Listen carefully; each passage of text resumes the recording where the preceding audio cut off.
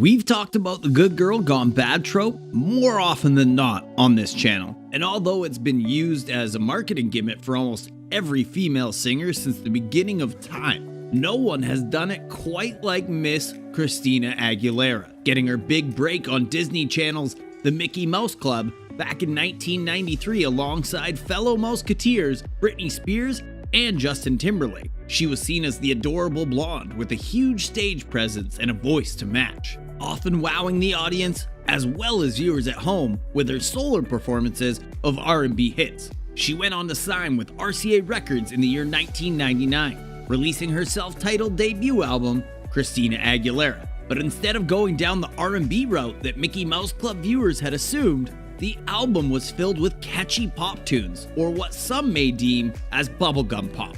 Releasing pop-bops like Genie in a Bottle, What a Girl Wants, and Come On Over, Christina quickly became a pop it girl, and was quickly compared to her MMC co-star, Britney Spears. Christina's girl next door pop image would last all the way up until 2002 when she released her most iconic album to date, image-wise that is, Stripped, on October 22nd of 2002. The album itself did a complete 360 for her career, transforming Christina's image from Gubblebum pop to pop diva with a bit of an edge, to a wild, explicit, and downright controversial force to be reckoned with. Having the majority of creative control over the album, she released the R&B hip-hop infused banger, Dirrty, featuring Redman, and a month prior to the album's release, it went on to be called one of the most iconic music videos of the early 2000s, showing a much more explicit, X-rated side. Her onstage alter ego,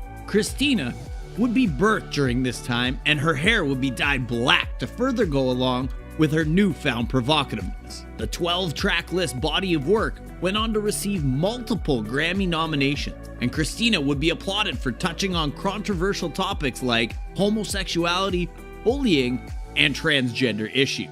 Despite being compared to the likes of Janet Jackson's Miss Jackson If You're Nasty era, as well as Britney's I'm a Slave for You era, Christina took it far and beyond, becoming a common face within the feminist movement before it was mainstream, and inspiring a wave of artists down the road who have used her stripped concept as a blueprint for those wanting to break out of the good girl restraints. With all that being said, let's take a look back at Christina's stripped era and why it has gone on to become one of the most influential moments in pop cult history.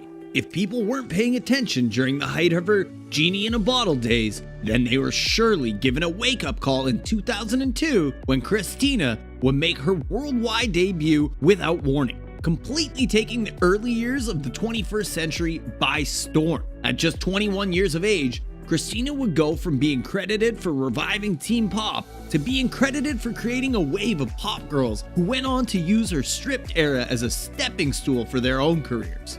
She was showing the world that she no longer was the innocent, doe-eyed blonde teen they had grown to love on the Mickey Mouse Club. Being given creative freedom, Christina said she wanted to portray a more authentic side of herself. The more tanned, more explicit, and more sexual Aguilera left no mercy when she dropped the lead single from Stripped, Dirrty, on September 3rd, a month prior to the album's initial release. And despite fans claiming her label were the ones behind the madness, Christina herself said that she was the one that decided to release Dirrty as the leading track, stating that her label wanted to release Beautiful as the leading track, wanting to give listeners a more accurate representation for the rest of the album. The album included a musically diverse genre of music, ranging from pop, R&B, and gospel, on top of soul, rock, and hip-hop infused beats. Although Dirrty would be introduced as the album's leading track, listeners would quickly fall into a rabbit hole of mixed tunes like Fighter, Beautiful,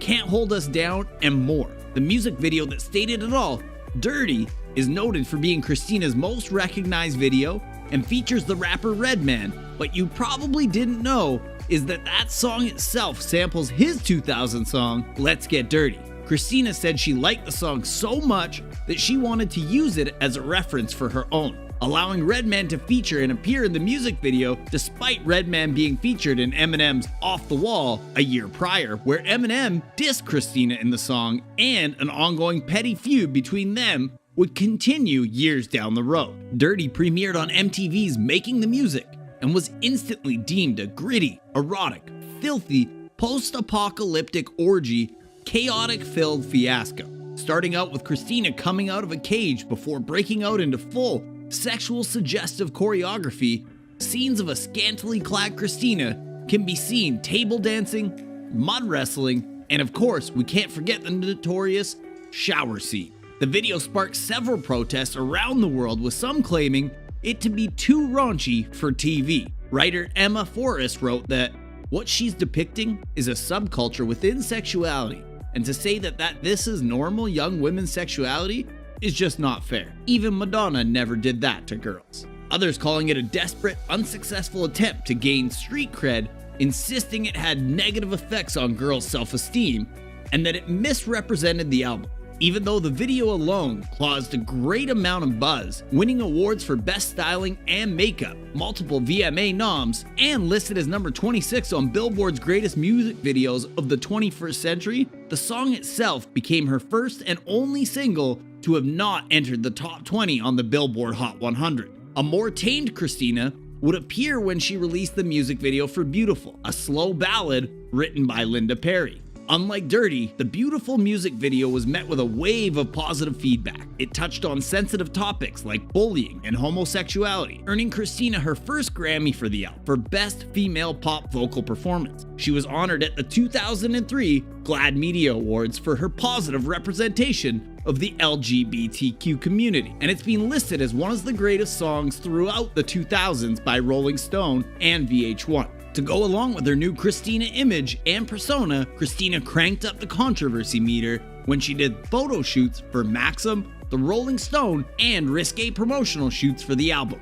She often did live performances, recreating scenes from her music videos, and the Justified and Strip tour would kick off in the summer of 2003 alongside Justin Timberlake. Spanning from North America to Europe, Japan, and Australia, the tour started off strong, but was later canceled during its second leg due to Christina's developing strain on her vocal cords. The tour went on to gross over $30 million and became the 16th highest grossing tour of 2003. The most memorable moment of the Strip era, besides the Dirrty music video, was probably at the 2003 VMA Awards when a young Britney, Christina, and Madonna paraded around singing along to Madonna's Like a Virgin before Madonna herself planted a big old smooch on both Britney and Christina, leaving the star-studded audiences and viewers at home quaking in their seats. The performance had all the blogs talking, and the kiss will be plastered on newspapers and headlines everywhere. The Stripped album debuted at number 2 on the Billboard 200, going quadruple platinum, selling 330,000 copies in the first week. It was the 10th best-selling album of 2003, and Christina became the best-selling pop female act throughout the year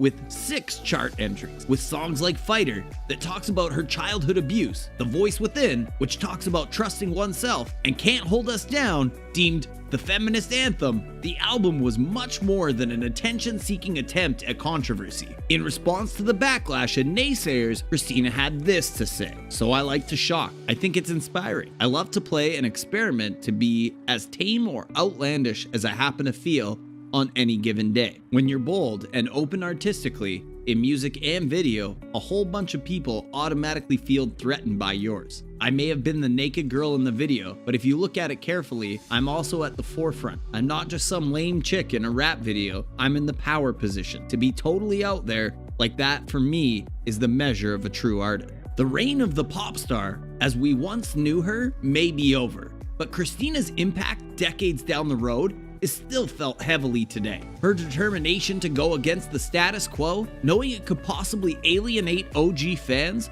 although shunned and condemned at the time, is applauded and cheered years later. She went against the grain and expressed dominance in a male-dominated field, willing to take whichever repercussion came her way. Stripped was more than an album. It made a huge pop cultural impact and was a moment that artists like Ariana Grande and new up-and-coming singers often cite as being a muse for their own careers. I love the female body, and I think it's something to be proud of, not something we should dictate ownership of. Dirrty was extremely controversial at the time, but it would be nothing now. I hope I helped set the ground rules that women can be any version of themselves they want to be, and proud of it.